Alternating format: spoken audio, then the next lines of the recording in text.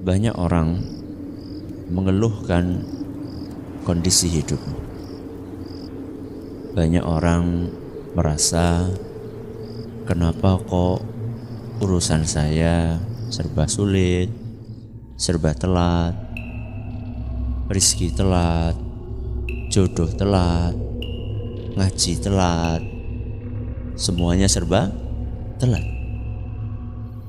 Ternyata pemicunya seringkali adalah perilaku kita sendiri. Maka para ulama kita menyampaikan sebuah kaidah, al-jaza'u min jinsil amal.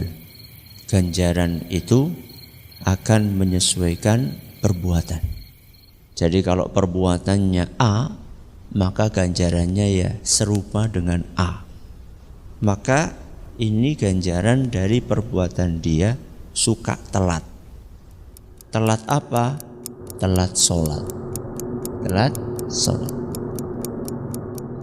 Rasulullah sallallahu alaihi wasallam dalam sebuah hadis dari Abu Sa'id Al-Khudri radhiyallahu anhu, beliau berkata bahwasanya Rasulullah sallallahu alaihi wasallam pernah melihat sebagian sahabatnya ini telat.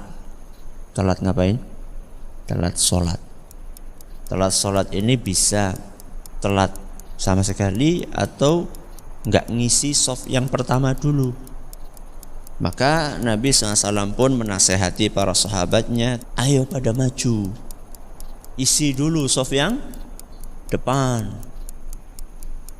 berangkatlah lebih awal. Lalu Nabi SAW bersabda, ini yang perlu kita garis bawahi, la yazalu qaumun yata'akhkharun. Ketika ada orang biasa telat sholat, hatta yuakhirahumullah, orang tersebut akan dibikin Allah telat. Perhatikan, di sini Nabi SAW tidak sebutkan Allah akan bikin telat dia dalam urusan A atau B atau C atau D. Nabi cuma katakan orang ini akan dibikin telat. Bisa kita simpulkan, berarti maksudnya adalah telat dalam semua urusan. Siapa yang biasa menunda-nunda waktu sholat, maka oleh Allah akan ditunda seluruh urusannya. Telat rizki, telat jodoh, telat mikir, telmi.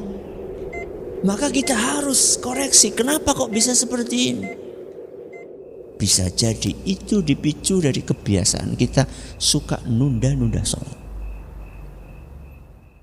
Itu baru efek buruk di mana? Di dunia. Dan itu tidak seberapa dengan efek buruk di akhirat. Tertunda apa di akhirat?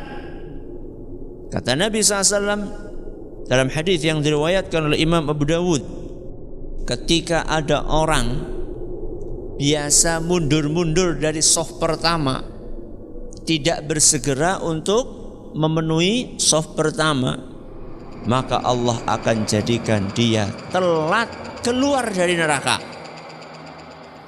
Gasiknya kita berangkat ke masjid itu akan berefek kepada gasiknya kita masuk surga.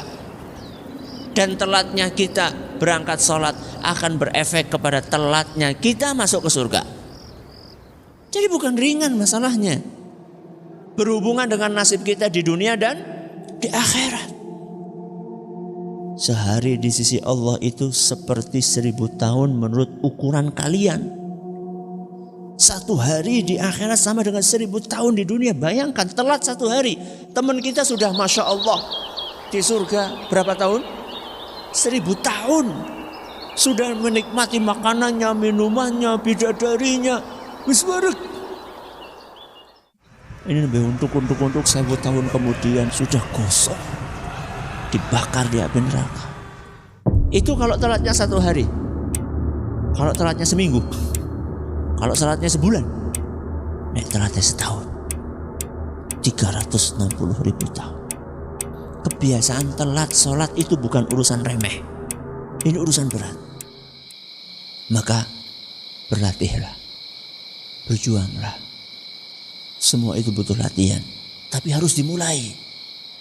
Jadi jangan alasan ini masih proses Ustaz. Pirang tahun boleh proses.